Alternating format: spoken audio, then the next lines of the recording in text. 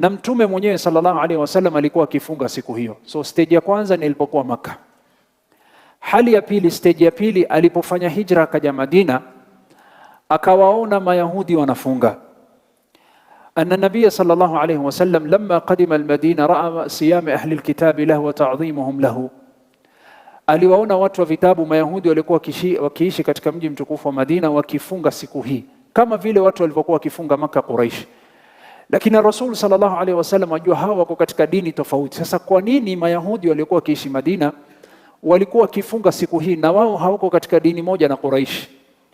Akawauliza sallallahu alaihi wasallam, na wakajieleza kwa nini wao wanafunga siku hii ya Ashura na kwa nini wanaitukuza. Wakaeleza sababu yao ya kwamba hii ndio siku ambapo Allah subhanahu wa ta'ala alileta nusra, akamnusuru Nabillahi Musa alayhi salam kutokana na Firaun, na aliwanusuru Banu Israil kutokana na Firaun. Ndio siku Firauni pamoja na jeshi lake walizamishwa na kuangamizwa katika bahari.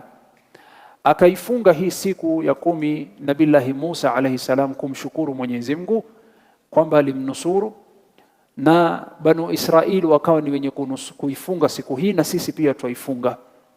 Hasa Rasul sallallahu alaihi wasallam alikuwa akifunga akiwa Makkah.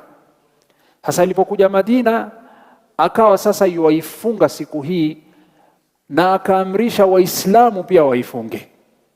Akaeleza sababu ya kwamba maadamu mwafunga kwa siku hiyo, kwa sababu Allah alimnusuru Nabillahi Musa, mimi nina haki zaidi kwa Musa kuliko nyinyi, ni mtume mwenzangu, kwa hivyo na mimi nitafunga.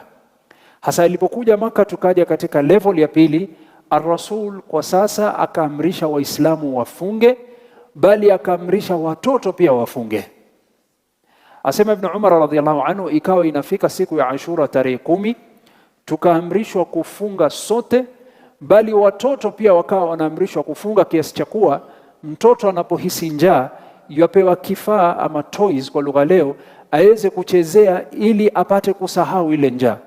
Ni kama vile leo mtoto wako amefunga, imefika asri, wakati wa alasiri akakwambia mimi siwezi kufunga, nataka kula. Akamwambia njoo, ukamtia baada ya salatu al-asr, ukampeleka ukamwashia TV, ukampatia PlayStation, akacheza mpaka akasahau, ikafika magharibi.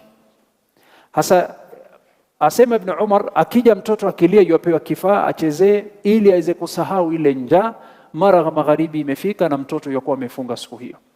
Kwa hivyo hii ni level ya pili. Ar-Rasul sallallahu alaihi wasallam akawalazimisha Waislamu wote katika mji wa Madina wafunge, wake kwa waume, wadogo kwa wakubwa.